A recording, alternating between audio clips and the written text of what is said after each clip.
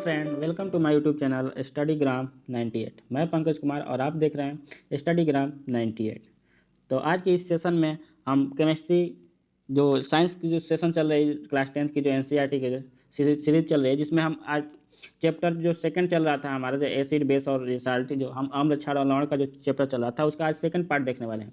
इसके पहले में हमें अपने प्लेलिस्ट में वहाँ पे जो चैप्टर 1 को भी डाल रखा है, तो आप जाइए वहाँ पे पार्ट 2 में कवर किया है, 2 पार्ट में कवर किया है। और जो सेकंड जो चैप्टर है दूसरा चैप्टर को भी मैंने पार्ट 1 डाल रखा है। तो आज हम उसका जो सेकंड पार्ट का क्लियर करेंगे, चैप्टर 2 का सेकंड पार्ट।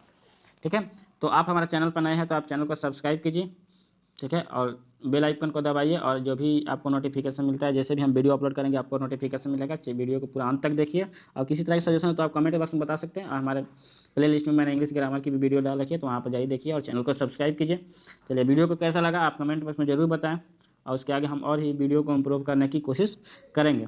चलिए, तो आज के इस सेशन में हम लोग देखेंगे जो एनसीईआरटी की जो हम लोग सेशन चल रहा है हमारे एनसीईआरटी की, वहाँ पे चैप्टर 2 का पार्ट 2 देखेंगे। चैप्टर 2 और पार्ट 2।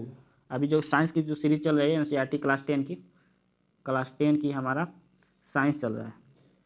ठीक है, तो अभी चलिए आइए स्टार्ट करते हैं वीडियो को, तो बने रहिए। चलिए, तो आपको याद होगा कि हमने पार्ट 1 में यहाँ तक कवर कर चुका था। हमने पहले वीडियो में ये पूरे चीज़ कवर कर लिया था, जैसे आप देख सकते हैं।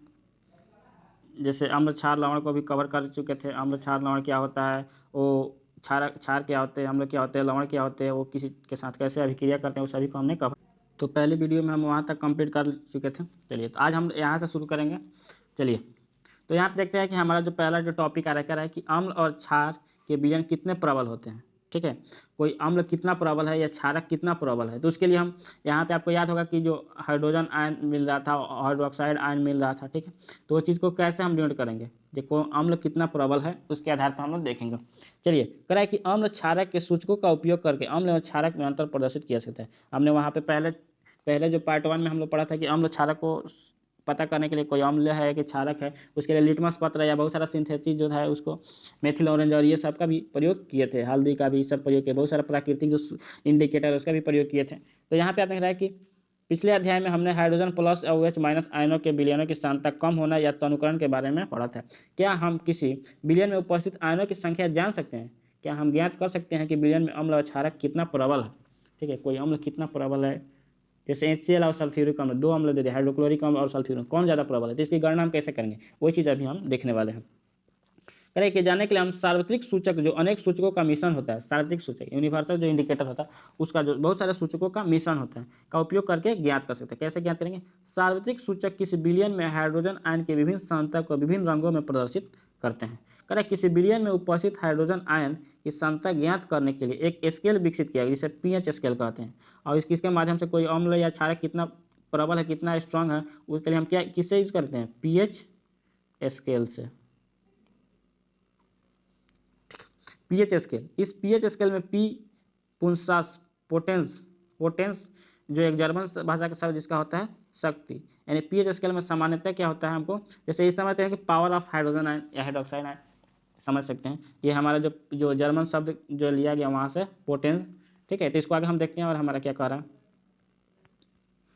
ठीक है, तो यहाँ पे हाइड्रोजन आयन जो है उसकी अधिकता और से 0 से कहाँ तक, 0 से 14 तक वहाँ पे उसके पावर को इंडिकेट किया गया उस इंडिकेटर पर पीएच स्केल पर। अम्लीयता से 14 अधिक क्षारीय पीएच स्केल को ज्ञात कर सकते हैं। साधारण भाषा में पीएच को एक ऐसी संख्या के रूप में देखना चाहिए जो किसी विलयन में अम्ल अथवा क्षारीयता को दर्शाते हैं। हाइड्रोनियम आयन की सांद्रता जितनी अधिक होगी उसका पीएच उतना ही कम होगा।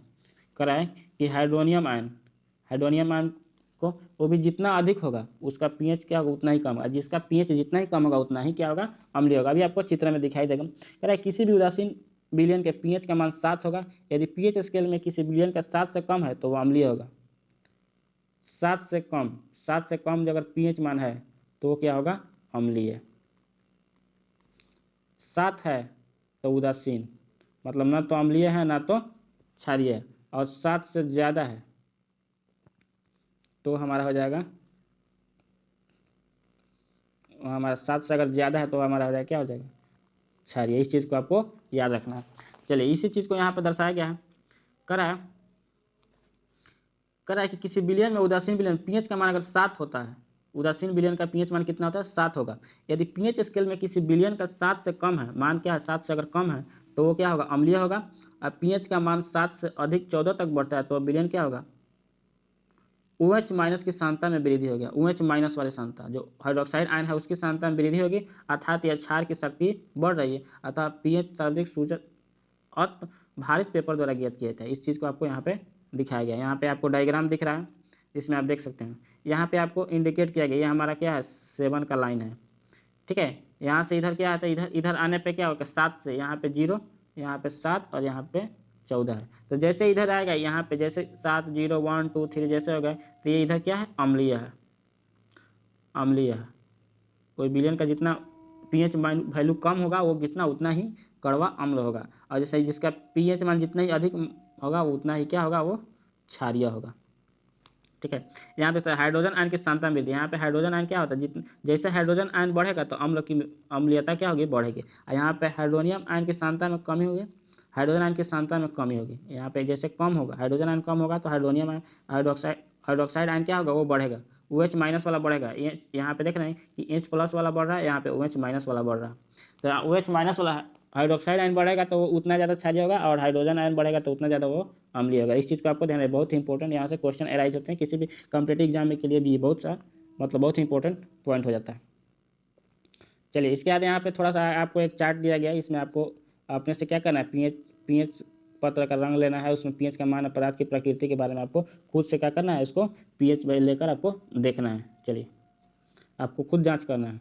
यहाँ पे आपको दिखाया गया है कुछ, यहाँ पे कलर के द्वारा दिखाया गया पीएच स्केल पे, यहाँ पे कलर के रूप में दिखाया है। यहाँ पे जैसे जठर रस देख रहे हैं, यहाँ पे पूरा रेड कलर के रूप में यहाँ पे दिखाया है पीएच पत्र को दिए, पीएच स्केल है इसको दिखाया गया यहाँ पे, ठीक है। ये एक्यूरेट कलर नहीं है, बस मार्गदर्शन के लिए आपको समझाया गया। यहाँ पे जो शुद्ध जल होता है हमारा क्या होता है, उसका पीएच मान कितना होता है 7 होता है। और जैसे हमारा जो ब्लड होता है उसका पीएच मान कितना होता है 4, यानी 7 से ज़्यादा है, मतलब 7 से कम रहता है तो अम्लीय में रहता है, और 7 से ज़्यादा मतलब क्या हमारा जो ब्लड होता है क्या होता है क्षारीय प्रकृति का होता है, ठीक है।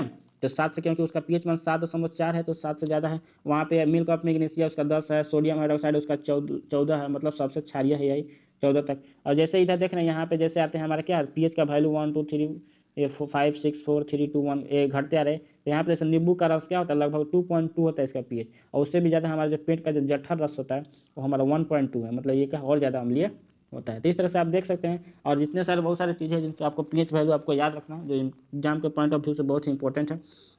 चलिए और आगे हम देखते हैं। आगे यहाँ पे क्या कर रहा है कि अम्ल तथा क्षारक की शक्ति जल में क्रमशः हाइड्रोजन आयन और हाइड्रोक्साइड आयन की आयनों की संख्या पर निर्भर करती है। कह रहा है कि कोई अम्ल और क्षारक कितना ज़्यादा स्ट्रॉन्ग है तो उसको जल में घोलने पर अगर हाइड्रोजन आयन बढ़ रहा है तो उतना ज़्यादा अम्ल है, अगर हाइड्रोक्साइड आयन बढ़ रहा है तो उतना ज़्यादा क्या है क्षारीय है। ये कब पता चलता है, जैसे उसके जल में डालेंगे, जल के विलयन में उसके इसी शक्ति से इसको पता चलता है कि वो कितना स्ट्रॉन्ग है। चलिए यदि हम समान सांद्रता के हाइड्रोक्लोरिक अम्ल और एसिटिक अम्ल जैसे 1 मोलर विलयन लेते हैं तो विभिन्न मात्रा में हाइड्रोजन आयन उत्पन्न करेंगे।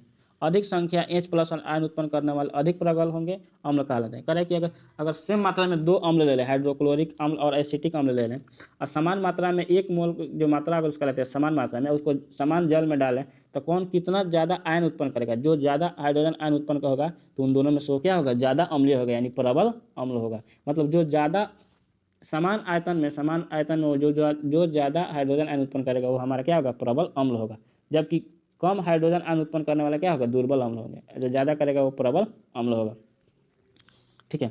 अब कह रहा है कि दैनिक जीवन में पीएच का महत्व, अब कह रहा है कि हमारे दैनिक जीवन में पीएच का क्या महत्व है, उसके लिए हम देखते हैं।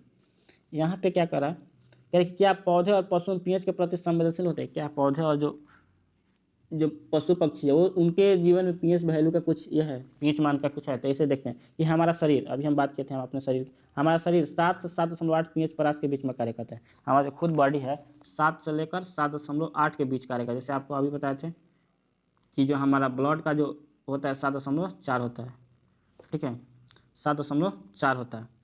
तो यहाँ पे आप देख सकते हैं कि जीवित प्राणी केवल संकीर्ण परास पीएच परास में ही जीवित रह सकते हैं। अगर हमारा इससे पीएच मान कम होता है या ज़्यादा होता है तो क्या हम जीवित नहीं रह पाए। जैसे वर्षा का जल का पीएच मान जैसे 5.6 से कम हो जाती है तो अम्लीय वर्षा होती है। हम लोग पढ़े हैं, बहुत ही इंपॉर्टेंट चैप्टर है जो हम ये टॉपिक है जो अम्लीय वर्षा हम लोग। क्या होता है, जब जो वर्षा का जो जल होता है उसका अगर पीएच मान 5.6 से अगर कम हो गया तो उसे क्या कहते हैं, अम्लीय वर्षा। और जो अम्लीय वर्षा होती है हमारे फसलों को, हमारे पेड़ पौधों, जो हमारे बिल्डिंग्स है, उनको बहुत ही सारे नुकसान पहुंचाती है। अम्लीय वर्षा का जल जब नदी में प्रवाहित होता है तो नदी का जल पीएच का मान कम हो जाता है। ऐसी स्थिति में नदी के जो जलीय जीव है उत्तरजीविता कठिन हो जाती है। उसके कारण क्या होती है, नदी में जो जीव है उनकी भी जीविता क्या होती है, कठिन हो जाती है।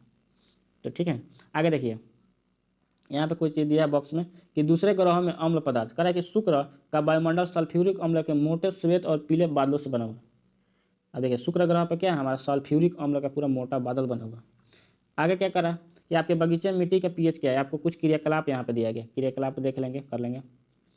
चलिए आगे हमारा क्या करा, नेक्स्ट करें कि हमारे पाचन में पीएच का क्या वैल्यू है, हमारा जो पाचन जो डाइजेस्टिव सिस्टम है उसमें हमारा पीएच का क्या मान। करें कि अत्यंत रोचक तथ्य है कि हमारा उधर जो हमारा जो पेट है हाइड्रोक्लोरिक अम्ल, हमारे जो पेट में क्या है हाइड्रोक्लोरिक अम्ल है, हाइड्रोक्लोरिक अम्ल यह उधर को हानि पहुंचाए बिना भोजन के पाचन में सहायक होता है। करें कि इतना ये बहुत ही स्ट्रॉन्ग अम्ल है, स्ट्रॉन्ग एसिड है, ठीक है, लेकिन फिर भी हमारे पेट को बिना नुकसान दिए हुए हमारे भोजन को पचाने में क्या करता है, सहायता करता है। करें कि अपच की स्थिति में उधर अत्यधिक मात्रा में अम्ल उत्पन्न करता है। कर जब हमारे शरीर में अपच होता है तो हमें गैस बनता है और तरह तरह के हम क्या है ये गैस निकलते हैं, ठीक है। तो उस चीज़ क्या होता है, जब हमारा अपच होता है तो उसमें अत्यधिक मात्रा में ज़्यादा मात्रा में अम्ल उत्पन्न करता है, जिसके कारण उधर में दर्द और जलन का अनुभव होता है। इस दर्द से मुक्ति के लिए हम लोग एंटासिड एंटासिड आपको जैसे आपको कहेंगे एसिड लॉक आपको मालूम होगा, खाते हैं हम लोग जनरली कॉमन दवा है। क्षारकों का उपयोग किया था, ये हमारा क्या एसिड लॉक क्या है, हमारा क्षारक है, जो हमारे पेट में जो HCl का जो ज़्यादा मात्रा में बढ़ जाता है तो उस कंडीशन में इसको यूज करते हैं, ठीक है। यह एक एंटासिड अम्ल है, अत्यधिक मात्रा को उदासीन करता है और के लिए magnesium hydroxide milk of magnesium जैसे दुर्बल क्षारकों का उपयोग किया जाता है। यहाँ तक कि मिल्क ऑफ मैग्नीशियम का भी प्रयोग किया जाता है। नेक्स्ट हमारा क्या कह रहा है कि पीएच परिवर्तन के कारण दंत क्षय, देखते हैं हमारे के दांतों में जो ये दांतों का क्षय होने लगता है, उसका परत का निकलना, उसमें पीलापन आना, ये सब दांत में भी प्रॉब्लम होता है। वो क्या होता है, पीएच का मान कम होने का। कह रहा है कि मुंह में पीएच का मान 5.5 से कम होने पर दांतों का क्षय प्रारंभ होता है, क्योंकि जो हमारे शरीर से जो अम्ल निकलते हैं हमारे क्या है दांतों पर प्रभाव करते हैं, क्योंकि अम्ल का जो जैसे 5.5 वैल्यू कम हो रहा है तो उतना ज़्यादा क्या है स्ट्रांग होता जा रहा है, अम्ल क्या हो रहा है स्ट्रांग हो रहा है, ठीक है। तो उस कंडीशन में ऐसा होता है। करें कि दांतों का इनामेल जो होता है, जो ऊपरी परत होता है, जो कैल्शियम हाइड्रोक्सी एपेटाइट कैल्शियम फास्फोट का क्रिस्टलीय रूप में बना होता है, कैल्शियम फास्फेट का, जो शरीर का सबसे कठोर पदार्थ होता है। यह जल में नहीं घुलता है, लेकिन मुंह में पीएच का मान 5.5 से कम होने पर संक्षारित होने मतलब झड़ने लगता है। करें कि मुंह में उपस्थित बैक्टीरिया भोजन के पश्चात मुंह में अवशिष्ट शर्करा एवं खाद्य पदार्थों का निम्नीकरण करके अम्ल उत्पन्न करते हैं।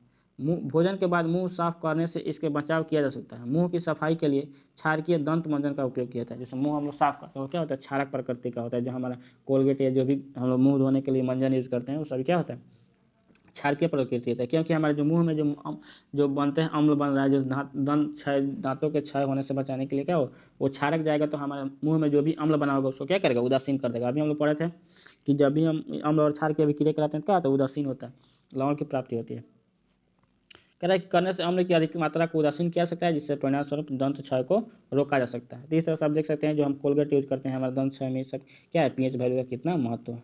नेक्स्ट हमारा है कि पशुओं एवं पौधों द्वारा उत्पन्न रसायनों से आत्मरक्षा, कुछ ऐसे पौधों जैसे अम्ल और क्षार उत्पन्न करके अपनी रक्षा करते हैं पौधे पशु। कभी अपने मधुमक्खी का डंक, जैसे मधुमक्खी का डंक एक अम्ल छोड़ता है। जैसे ये मधुमक्खी हमको काटती है, हम क्या हमारे बॉडी में हमारे स्किन में क्या होता है, अम्ल छोड़ते हैं, जिसके कारण वो पूरा फैलता है, हमको दर्द अनुभव होता है, दर्द और जलन अनुभव होता है। डंक मारे गए अंक में बेकिंग सोडा जैसे दुर्बल क्षारक का उपयोग करने से आराम मिलता है। जैसे ही डंक मारे उसमें क्या करें, बेकिंग सोडा का अगर प्रयोग करेंगे, जैसे चींटी हमको ये बिच्छू हमको ये मधुमक्खी हमको क्या अम्ल दिया, अब जैसे ही हम लोग बेकिंग सोडा क्षार यूज करेंगे, क्षारक यूज करेंगे तो क्या होगा, हमारा लवण बना देगा, जो हमारे शरीर को इफेक्ट नहीं करेगा, हमारा क्या होगा, जो उसके प्रभाव को कम कर देगा।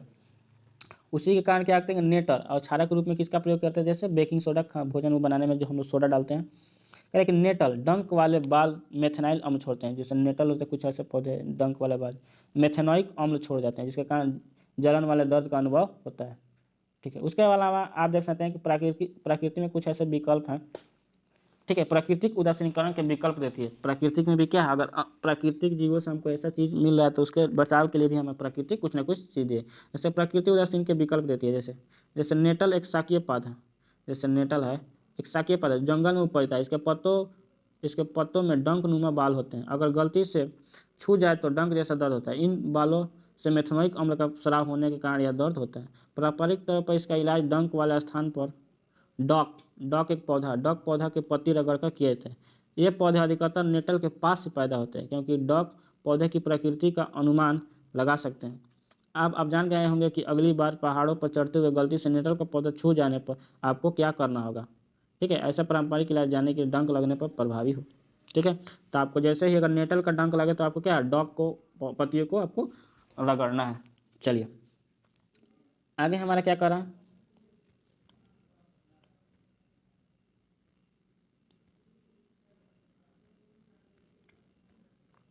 चलिए आगे हमको यहाँ पे कुछ अम्ल दिए गए, उनके आपको दिए हैं। जैसे हम कुछ प्राकृतिक अम्ल दिए गए, जैसे आपको सिरका में जो कौन सा अम्ल होता है, एसिटिक अम्ल, आपको बहुत ही इंपॉर्टेंट है, ये आपको याद करना है।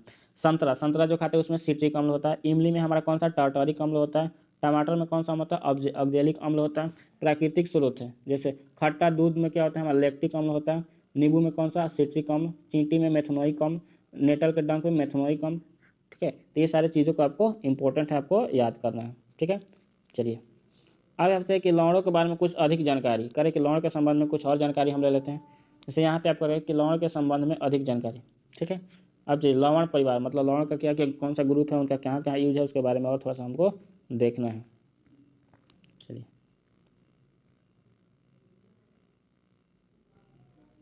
अधिक जानकारी के लिए आपको यहाँ पे कुछ क्रियाकलाप दिया गया, उसके क्रियाकलाप को आपको करना है। चलिए तो आगे बढ़ते हैं। आगे हमारा क्या कर रहा है, लवणों का पीएच। कह रहा है कि कुछ जो लवण है उनका भी पीएच होता है। जैसे अभी तो अम्ल और क्षार का हम लोग पीएच वैल्यू देख लिए, क्या लवणों का भी पीएच होता है, उसको हम लोग अभी देखना है। यहाँ पे क्या कर रहा है, कह रहा है कि प्रबल क्षारक के लवण का पीएच मान 7 से कम होता है। कह रहा है कि प्रबल अम्ल और प्रबल क्षारक के जो लवण अम्ल और क्षारक का विक्रिया जो हमारा लवण बनेगा, उस लवण का पीएच का मान क्या है, 7 होता है। 7 होता है मतलब क्या है कि जो लवण होते हैं उनका पीएच मान 7 होता है। 7 होने का मतलब क्या होता है, ये उदासीन होते हैं। ठीक है, ये उदासीन होते हैं, जबकि प्रबल अम्ल दुर्बल क्षारक के और का पीएच मान 7 से कम होता है, ये अम्लीय होते हैं। अब देखिए कह रहा है कि जब प्रबल अम्ल प्रबल क्षारक मिलेंगे, प्रबल मिलेंगे, मजबूत वाले दोनों मिलेंगे, स्ट्रांग वाले दोनों मिलेंगे, तो हमको उस समय में क्या उदासीन होगा। कह रहा है कि अगर अगर प्रबल अम्ल और दुर्बल क्षारक का लवण मिलेगा तो उस कंडीशन में हमको क्या मिलेगा, 7 से कम मिलेगा, और ये हमारे क्या हो जाएगा, अम्लीय हो जाएंगे। प्रबल क्षारक और दुर्बल अम्ल के लवण का जो पीएच वैल्यू मिलेगा 7 से अधिक होगा, और ये हमारे क्षारकीय। कहने का मतलब अगर दोनों स्ट्रांग है तो उस कंडीशन में हमको उदासीन मिलेगा।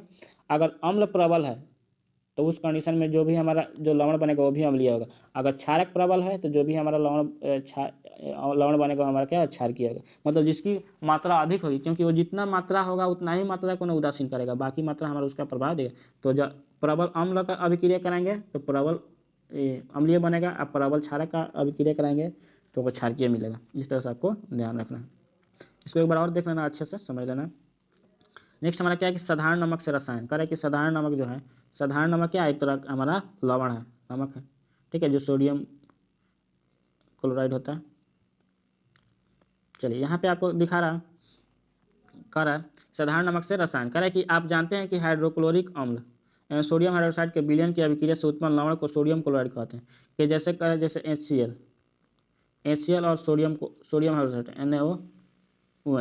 NaOH की अभिक्रिया कराते हैं तो हमारा क्या बनता है, NaCl। ये हमारा क्या है, लवण, नमक होता है। इसी लवण को हम अपने भोजन के रूप में उपयोग करते हैं। ठीक है, कह रहा है कि समुद्री जल में कई प्रकार के लवण घुले होते हैं। इन लवणों में सोडियम क्लोराइड को पृथक किया जाता है। विश्व के कई भागों में ठोस लवण का निक्षेप होता है। बड़े आकार के ये क्रिस्टल प्राय अपद्रव के कारण भूरे रंग के होते हैं। इन्हें खनिज नमक कहते हैं। जैसे समुद्र के द्वारा जो नमक निकला जाता है वो क्या होता है, उनके या तो उनको गड्ढे करके वहाँ के पानी को इकट्ठा करके सब बनाया जाता है, नहीं तो क्या कहीं कहीं अपद्रव के रूप में वो इकट्ठे हो जाते हैं, उनको जब क्या बोलते हैं, खनिज नमक बोलते हैं। या खनिज नमक तब बने जब युगों में व्यतीत होने के कारण समुद्र का कोई हिस्सा सूख गया। खनिज नमक का खनन भी कोयले की तरह होता है। कह बहुत पहले अगर किसी समुद्र का जल अगर सूख गया, ठोस हो गया, तो वो हमारा खनिज नमक बनता है। उसको हम लोग जैसे कोयले का खनन किया जाता है उसी तरह उसका भी हम लोग खनन करते हैं। कह रहा है कि महात्मा गांधी दांडी यात्रा के बारे में अवश्य सुना होगा। महात्मा गांधी ने क्या है, दांडी यात्रा में क्या है, नमक बनाकर खुद अंग्रेजों के जो नमक कानून था उसको तोड़ा था। ठीक है, तो उसके बारे में आप तो जरूर पढ़े होंगे। चलिए आगे देखते हैं। चलिए यहाँ पे कह रहा है कि साधारण नमक रसायनों का कच्चा पदार्थ। कह रहा है कि इस प्रकार प्राप्त साधारण नमक हमारे दैनिक उपयोग के कई पदार्थ जैसे sodium hydroxide, baking soda, washing soda, विरंजक चूर्ण आदि के लिए एक महत्वपूर्ण कच्चा पदार्थ है। साधारण नमक। आइए देखते हैं कि कैसे एक पदार्थ का उपयोग विभिन्न पदार्थों को बनाने के रूप में करते हैं। जैसे साधारण नमक का प्रयोग कहाँ कहाँ होता है। सबसे पहला बात आती है सोडियम हाइड्रोक्साइड की। करें कि सोडियम क्लोराइड का जलीय विलयन, सोडियम क्लोराइड को जल में मिलाते हैं तो विद्युत प्रवाहित करने पर यह वियोजित होकर सोडियम हाइड्रोक्साइड उत्पन्न करता है और इस प्रक्रिया को क्लोर क्षार प्रक्रिया कहते हैं। क्या क्या हो रहा है, सोडियम हाइड्रोक्साइड सोडियम क्लोराइड के जलीय विलयन को क्या करते हैं, विद्युत प्रवाहित करते हैं, इलेक्ट्रिक उसमें प्रवाहित करते हैं। तो ये वियोजित होकर क्या होता है, क्लोराइड हाइड्रोक्साइड करता है, सोडियम का हाइड्रोक्साइड उत्पन्न करता है और इस प्रक्रिया क्या कहते हैं, क्लोर क्षार, क्योंकि इससे निर्मित उत्पाद क्लोरीन एवं सोडियम हाइड्रोक्साइड क्षार होते हैं। यहाँ पे सोडियम क्लोराइड को देख रहे हैं, जैसे जल के साथ इसका अभिक्रिया करते हैं, सोडियम हाइड्रोक्साइड बनाता है और क्लोरीन गैस निकलता है और हाइड्रोजन गैस निकलता है। इस अभिक्रिया को आप देख सकते हैं। इस अभिक्रिया में क्या निकला, क्लोरीन, सोडियम क्लोराइड का अभिक्रिया कराएंगे जल से, तो जहाँ पे सोडियम का हाइड्रोक्साइड दिया और क्लोरीन गैस और हाइड्रोजन गैस हमको दिया है। क्लोरीन गैस एनोड पर मुक्त होती है और हाइड्रोजन गैस कैथोड पर मुक्त होती है। आप यहाँ पे एनोड और कैथोड देख सकते हैं। ठीक है, यहाँ पे इसके प्रयोग को भी दिखाया गया। चलिए इसको थोड़ा एक बार समझते उसके बाद देखते हैं। करें कि कैथोड पर सोडियम हाइड्रोक्साइड विलयन का निर्माण भी होता है। इस प्रक्रिया में उत्पन्न हुए तीनों उत्पाद उपयोगी होते हैं। चलिए यहाँ पे इस प्रयोग को भी देख लेते हैं। यहाँ पे आपको क्या किया है, जैसे एक बड़ा सा ये लिया है, ठीक है, इसमें आपको क्या किया गया है, सोडियम पर नमक का घोल लिया गया है। इसमें क्या है, ये नमक का घोल, उसके बाद यहाँ इलेक्ट्रिक प्रवाहित किया गया है, दो एनोड कैथोड लगाकर यहाँ पे, तो यहाँ पे देख सकते हैं, यहाँ पे CO2 गैस निकला और यहाँ पे हाइड्रोजन गैस निकल रहा है। ठीक है, तो इस तरह से आप देख सकते हैं। चलिए आगे है, नेक्स्ट हम देखते हैं कि विरंजक चूर्ण आप नाम सुने हैं। यहाँ पे आपको क्या करा है कि विरंजक चूर्ण करें कि जलीय सोडियम क्लोराइड का जो जलीय है, जल का जो घोल है, विलयन है, विद्युत अपघटन से क्लोरीन का निर्माण होता है। अभी देखिए आपने जो क्लोरीन गैस निकला था, इस क्लोरीन गैस का उपयोग विरंजक चूर्ण के उत्पादन के लिए किया जाता है। शुष्क बुझा हुआ चूना मतलब कैल्शियम हाइड्रोक्साइड पर क्लोरीन गैस की क्रिया कराते हैं। जैसे कैल्शियम हाइड्रोक्साइड है, उसमें क्या करते हैं, क्लोरीन गैस की अभिक्रिया कराते हैं। यहाँ आप देख सकते हैं कि क्लोरीन गैस की अभिक्रिया करते क्या होता है, CaOCl इंटू H2 में मतलब हमारा जल निकलता है और हमारा जो क्या होता है, विरंजक चूर्ण का हमारा फॉर्मूला है। करा है कि परक्लोरीन की क्रिया से विरंजक चूर्ण का निर्माण होता है और विरंजक चूर्ण CaOCl2 से दर्शाया गया। यद्यपि वास्तविक संगठन काफी जटिल होता है, लेकिन जनरली इसी संगठन का हम लोग उपयोग करते हैं। अब चलिए विरंजक चूर्ण तो हम बना लिए, कैसे बना हमारा, कि कैल्शियम हाइड्रोक्साइड में क्लोरीन गैस को प्रवाहित करने पर क्या बना, हमारा विरंजक चूर्ण बना और इसका उपयोग इसके साथ ही हमको जल भी मिला। अब विरंजक चूर्ण का हम लोग उपयोग देखते हैं। करा है कि वस्त्र उद्योग में सूती और लिनन विरंजन के लिए, कागज की फैक्ट्री में लकड़ी का मज्जा तथा लॉन्ड्री में साफ करने विरंजक का प्रयोग किया जाता है। ठीक है, तो यानी कपड़ा के उद्योग में और सूती वस्त्र का जो उद्योग है उसको विरंजक करने में, रंगाई में इसका प्रयोग किया जाता है। करें कई रसायन उद्योगों में एक उपचायक भी होता है। करें पीने वाले पानी को जल जीवाणुओं से मुक्त करने के लिए भी इसका विरंजक चूर्ण का प्रयोग करते हैं। पीने का पानी जो उसको शुद्ध करने के लिए क्या होता है, विरंजक चूर्ण का प्रयोग करते हैं। अब नेक्स्ट जो आता है हमारा बेकिंग सोडा जो खाने में हम लोग उपयोग करते हैं। कह रहे कि बेकिंग सोडा का उपयोग आमतौर पर रसोई घर में स्वादिष्ट खस्ता पकौड़े आदि बनाने के लिए, जो हमारा खस्ता हो, ठीक है, जैसे कभी कभी इसका उपयोग खाने की शीघ्रता से पकाने के लिए भी किया जाता है। इस यौगिक का रासायनिक नाम है सोडियम हाइड्रोजन कार्बोनेट। आपको याद रखना है, सोडियम हाइड्रोजन कार्बोनेट।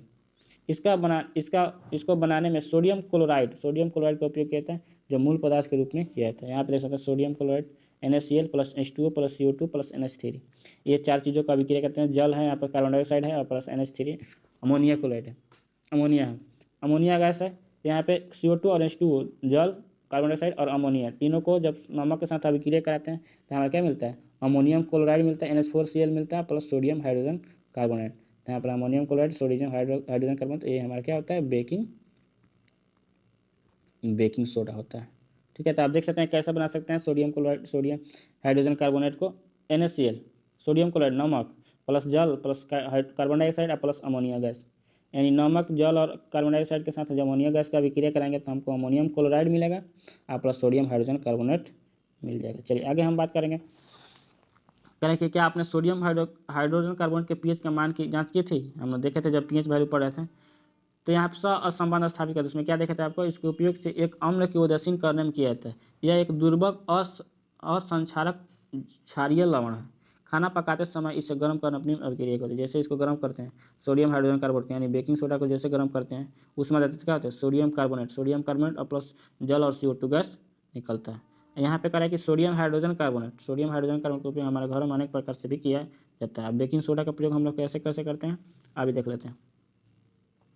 इसमें आपको कह रहा है कि बेकिंग सोडा का उपयोग, बेकिंग सोडा का बेकिंग पाउडर बनाने में जो baking soda sodium hydrogen carbonate और टार्टारिक अम्ल जैसा एक मंद खाद्य अम्ल का मिश्रण है।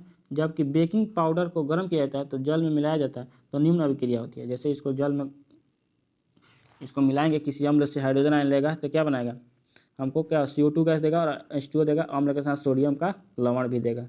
ठीक है, किसी भी अम्ल से अभिक्रिया कराएंगे इसको सोडियम हाइड्रोजन कार्बोनेट को बेकिंग सोडा को, तो हमको CO2 गैस देगा, अम्ल के साथ अभिक्रिया कराएंगे और जल देगा, उसके साथ ही जो भी अम्ल होगा उसका क्या देगा, उसका सोडियम लवण देगा।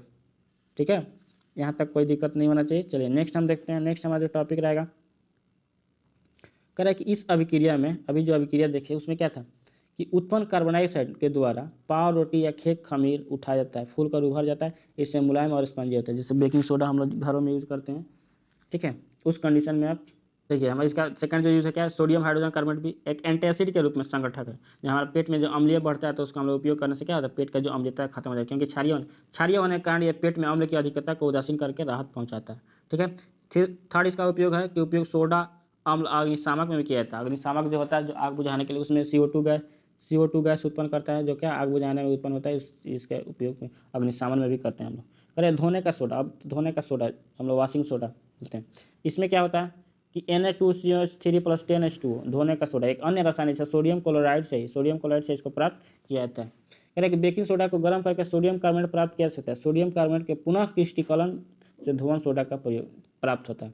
यह भी है क्या है, क्षारीय लवण है। जैसे सोडियम कार्बोनेट है, वहाँ 10H2O प्लस उसको जैसे ही हम लोग क्या करते हैं, क्रिस्टलीकरण करते हैं, जिससे हम क्या होता है, सोडियम कार्बोनेट मिलता है प्लस में क्या होता है, H2O बाहर निकलता है। कह रहे हैं कि 10H2O दर्शाता है कि क्योंकि NH2O को आर्द्र बनाता है। इसका उपयोग क्या है, जैसे इसको जल को बाहर निकालते हैं ठोस हो जाता है, जो हम लोग को धोने सोडा का काम, धोने का सोडा के रूप में हो जाता है। इसको क्रिस्टलीकरण करते हैं, मतलब इसको जल को इसको क्या करते हैं, बाहर निकालते हैं। कह रहे कि सोडियम कार्बोनेट और सोडियम हाइड्रोजन कार्बोनेट कई औद्योगिक प्रक्रियाओं के लिए भी उपयोगी रसायन है। ये सभी जो रसायन क्या है, बहुत ही औद्योगिक में क्या है, उपयोगी है। नेक्स्ट जो हमारा कह रहा है कि धोने का सोडा का उपयोग कहाँ कहाँ होता है, धोने का सोडा उसका उपयोग कहाँ करेंगे। सोडियम कार्बोनेट का उपयोग कांच, साबुन और कागज उद्योग में होता है। कागज उद्योग में साबुन और कागज, इसका उपयोग बोरेक्स जैसा सोडियम यौगिक का उत्पादन होता है। सोडियम कार्बोनेट का उपयोग घर के साफ सफाई के लिए होता है। जल की अस्थायी कठोरता को हटाने के लिए भी इसका प्रयोग किया जाता है, तो आपको याद रखना है। नेक्स्ट है, कह रहा है कि क्या लवण के क्रिस्टल वास्तव में शुष्क होते हैं, उसके लिए आपको प्रयोग किया गया है। चलिए नेक्स्ट हम देखते हैं।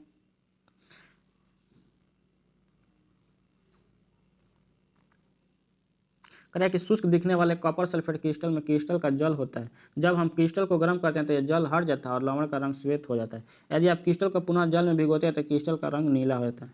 ठीक है, लवण के एक सूत्र इकाई में जल के निश्चित अणुओं की संख्या को क्रिस्टल का जल कहते हैं। कह रहा है किसी यौगिक में जो जल की मात्रा कितनी है उसकी इकाई में, तो उसकी मात्रा को हम लोग कहते हैं क्रिस्टल का जल। और किसी क्रिस्टल में जल को बाहर निकालते हैं उसके कलर में चेंजिंग आ सकता है। ठीक है, कह रहे कॉपर सल्फेट के एक सूत्र इकाई में जल के 5 अणु उपस्थित होते हैं। जलीय कॉपर सल्फेट का रासायनिक सूत्र CuSO4 × 5H2 होता है। 5H2O क्या है, ये क्या है, क्रिस्टल का जल है। जो कॉपर सल्फेट का जो क्रिस्टल का जल कितना हो गया, यहाँ पे 5 हो गया। ठीक है, इसी को हम लोग क्या होता है, क्रिस्टलन का जल, मतलब इसके नीचे मतलब यूनिट इकाई में, एक सूत्र इकाई में इस कितनी अणु जल की अणु है, उसी को हम लोग क्या बोलते हैं, क्रिस्टलन की जल। कह रहे कि जिप्सम एक अन्य लवण है जिसमें क्रिस्टलन का जल होता है। इसमें क्रिस्टलन के जल के 2 अणु होते हैं। इसका रासायनिक सूत्र की CaSO4 × 2H2। तो यहाँ पे आप देख रहे हैं 2, ये क्या है, CaSO4 का कैल्शियम सल्फेट का क्या है, हमारा क्रिस्टलन का जल कितना है, हमारा 2 है। तो इस तरह से आप समझ सकते हैं कि क्रिस्टलन का जल क्या होता है कि कोई भी लवण उसमें एक सूत्र इकाई में जल की जो जितनी भी निश्चित अणु की जो संख्या होगी वही क्या होगी, क्रिस्टलन का जल होगा। नेक्स्ट जो हमारा है प्लास्टर ऑफ पेरिस, जिसको आप लोग POP बोलते हैं, POP। कह प्लास्टर ऑफ पेरिस, कह रहे कि जिप्सम को 373 केल्विन पर गर्म करने पर ये क्या होता है, जल के अणु को यह त्याग करता है, जल बाहर निकालते हैं गर्म होने पर। तो ये कैल्शियम अर्ध हाइड्रेट या हेमी हाइड्रेट होते हैं, क्योंकि CaSO4 कैल्शियम सल्फेट का ½ H2O 1/2H2O मतलब हाफ जल होता है, एक भी अणु नहीं होता है, आधा अणु होता है। क्या होता है, तो इसका क्रिस्टलीकरण का जल कितना हो गया, 1/2 हो गया। इसे POP प्लास्टर ऑफ पेरिस कहते हैं। इस पदार्थ का उपयोग डॉक्टर टूटी हड्डियों के जो ऊपर जो व्हाइट पेंट करके उसको हार्ड करता है, वो सही जगह पर स्थिर करने के लिए कहते हैं। प्लास्टर ऑफ पेरिस एक सफेद चून है जो जल में भिगाने पर या पुनः जिप्सम बनकर कठोर ठोस पदार्थ होता है, और वही इसमें से जल को निकाल कर, जैसे ही जल को इसमें भिगाते हैं तो फिर क्या होता है, एक कठोर बन जाता है। CaSO4 × ½ H2O + ½ H2O। जैसे ही ½ H2O जोड़ते हैं तो एक 2H2O होता है, 1.5H2O यहाँ पे 1.1/2 दिया है। तो जैसे तो CH4 × 2H2O यहाँ पे, फिर यहाँ पे क्या होता है, जिप्सम रहता है जो बहुत क्या होता है, कठोर होता है। ठीक है, इसका प्रयोग मूर्ति बनाने में प्लस टूटे हुए हड्डियों को जोड़ने में डॉक्टर हमारा यूज करते हैं। नेक्स्ट है हमारा, यहाँ पे आप देख सकते हैं कि ध्यान दीजिए कि जल का केवल आधा अणु क्रिस्टलन के जल के रूप में जुड़ा होता है। जल का आधा अणु कैसे प्राप्त होता है, CH4 का 2 इकाई सूत्र में जल के एक अणु के साथ साझेदारी करते हैं। प्लास्टर ऑफ पेरिस का उपयोग खिलौना बनाने में, सजावट का सामान, सतह को चिकना बनाने में किया जाता है। ठीक है, चलिए अब पता करें कि कैल्शियम सल्फेट हाइड्रेट को प्लास्टर ऑफ पेरिस क्यों कहते हैं, POP क्यों कहते हैं। ठीक है, तो इस चीज़ को हम पता करेंगे। चलिए यहाँ पे आपको प्रश्न दे रहा है, इस सभी प्रश्न का ये आंसर आपको पूरे चैप्टर में मिल जाएगा। COCl यौगिक का प्रचलित नाम क्या आपको बताए थे, विरंजक चूर्ण। ठीक है, उस तरह आपको ये सब चीज़ क्लोरीन करके विरंजक चूर्ण बनता है। कुछ पदार्थ का नाम बताया जो क्लोरीन करके, ये सारे चीज़, सारे क्वेश्चन आपको नेक्स्ट वीडियो में कराएंगे। चलिए अभी हम इस चैप्टर में क्या क्या पढ़ लिया। अभी आपने देखा कि क्या है कि अम्ल, क्षारक, सूजक, रंजक या रंजक के मिश्रण होते हैं जिसका उपयोग अम्ल, क्षार को उपस्थिति को सूचित करने के लिए किया जाता है। नेक्स्ट हम पढ़ चुके हैं कि विलयन में हाइड्रोजन आयन के निर्माण के कारण प्राकृतिक पदार्थ की प्रकृति क्या अम्लीय होती है। विलयन में OH- आयन का जो निर्माण होगा तो हमारा क्या दिखाएगा, क्षारीय प्रकृति दिखाएगा। कह रहे हैं कि जब कोई अम्ल किसी धातु के साथ अभिक्रिया करेगा तो कौन सा, हाइड्रोजन गैस देगा। ठीक है, साथ ही उसका जो भी धातु होगा उसका क्या देगा, लवण देगा। कह रहे हैं कि जब क्षार किसी धातु से अभिक्रिया करेगा तो क्या हाइड्रोजन गैस उत्पन्न करेगा, साथ ही लवण का निर्माण करेगा, और जिसका ऋण आयन धातु और ऑक्सीजन के परमाणु से संयुक्त होकर निर्मित होता है। ठीक है, नेक्स्ट है कि जब जल किसी धातु के कार्बोनेट या हाइड्रोजन कार्बोनेट से अभिक्रिया करेगा तो यह संगत क्या होता है, लवण देता है और कार्बन डाइऑक्साइड गैस और जल उत्पन्न करता है। ये सभी हम लोग पढ़ चुके हैं, उसको समराइज कर रहा है। नेक्स्ट हमारा क्या कर रहा है कि जल में अम्लीय और क्षारीय विलयन विद्युत का चालन करते हैं। जैसे जितना हाइड्रोजन आयन उत्पन्न होगा तभी विद्युत का चालन, एक क्रमशः हाइड्रोजन और हाइड्रोक्साइड आयन के निर्माण करते हैं, विद्युत का चालन करते हैं, हाइड्रोजन आयन उत्पन्न करते हैं, जैसे जलीय अम्ल का जो जलीय विलयन है। करें कि अम्ल और क्षारक का प्रबलता की जांच pH स्कोर से होता है। 0 से लेकर 14 तक चलता है, आपको 7 तक उदासीन और 7 से कम हमारा क्या होता है, अम्लीय और 7 से अधिक क्षारीय। जो विलयन में हाइड्रोजन आयन की सांद्रता की क्या है, माप है। हाइड्रोजन आयन कितना प्रबल है, ठीक है, और हाइड्रोक्साइड आयन कितना प्रबल है उसकी माप है। नेक्स्ट हमारा क्या है कि एक उदासीन विलयन में pH का मान 7 होता है तो अम्लीय क्या, अम्लीय होता है। pH का मान 7 से कम होगा तो क्षारीय होगा, और pH का मान 7 होगा तो क्या होगा, उदासीन होता है। कहे कि सभी जीव उपापचय की क्रिया pH की एक इष्टतम सीमा में होती है। कहे कि सभी जीव का जो है एक सीमा होती है जिसके उसके जो रेंज में, उसी रेंज में उसके बॉडी काम करते हैं। कम या अधिक होने पर वो जीव मतलब जीवित नहीं रह सकते हैं। कह रहे कि सांद्र अम्ल और क्षार को जल के साथ मिश्रित करना एक अत्यंत ऊष्माक्षेपीय अभिक्रिया है। कह रहे कि सांद्र अम्ल को या क्षार को जैसे ही जल मिलाएंगे क्या, ऊष्माक्षेपीय, मतलब इसमें बहुत अधिक मात्रा में ऊष्मा निकालने की संभावना है। नेक्स्ट कह रहा है कि अम्ल और क्षारक एक दूसरे को उदासीन करके लवण और जल बनाते हैं। करें कि जैसे अम्ल और क्षारक की अभिक्रिया होती है तो क्या होता है, लवण बनता है और प्लस जल, मतलब दोनों क्या करते हैं, एक दूसरे के प्रभाव को नष्ट कर देते हैं। करें कि लवण के एक सूत्र इकाई में जल के निश्चित अणुओं की संख्या को क्रिस्टलन का जल कहते हैं। करें कि हमारे दैनिक जीवन में, उद्योगों में लवण के कई उपयोग हैं। ठीक है, यहाँ तक हमारा चैप्टर कंप्लीट हो गया। चलिए चैप्टर मुझे आई थिंक आपको ये चैप्टर बहुत ही अच्छा लगा होगा, मतलब समझा पाए होंगे। चलिए आपको वीडियो कैसा लगा कमेंट बताएं। वीडियो को देखने के धन्यवाद। और चलिए मैं एक बार बोला था कि हाँ आपको लिटमस पत्र बताने के लिए बनाऊंगा, तो आप गुड़हल का फूल लगता, गुड़हल का फूल ले सकते हैं। अब मोटा कोई पेपर लेकर उसमें फूल को बहुत रगड़ने, ज़्यादा रगड़ कर उसको सुखा लेंगे तो ये नीला कलर का हो जाएगा, और ये नीला लिटमस पत्र होगा। जैसे इसको ये नींबू के घोल में या चूना के घोल में जैसे ही बारी से डुबाएंगे तो इसके कलर में ऑटोमेटिक परिवर्तन होगा। तो इस तरह से आप लिटमस पत्र बना सकते हैं। गुड़हल का फूल प्रयोग करके उस पेपर पर रगड़िए दोनों तरफ से अच्छे से, और जितना ज़्यादा रगड़ेंगे उसमें क्या है, मोटा इस पर परत बैठ जाएगा, वो उसको सुखा लीजिए, उसके बाद हमारा लिटमस पत्र तैयार हो जाता है। तो चलिए यहाँ तक आपको धन्यवाद। चलिए वीडियो कैसा लगा आप कमेंट बताएं। चैनल को सब्सक्राइब करें। स्टडीग्राम 98 आप देख रहे हैं, मैं पंकज कुमार और आप देख रहे हैं 98 स्टडीग्राम 98। चैनल को सब्सक्राइब करें, चैनल पर नया है तो। चलिए इसके लिए धन्यवाद।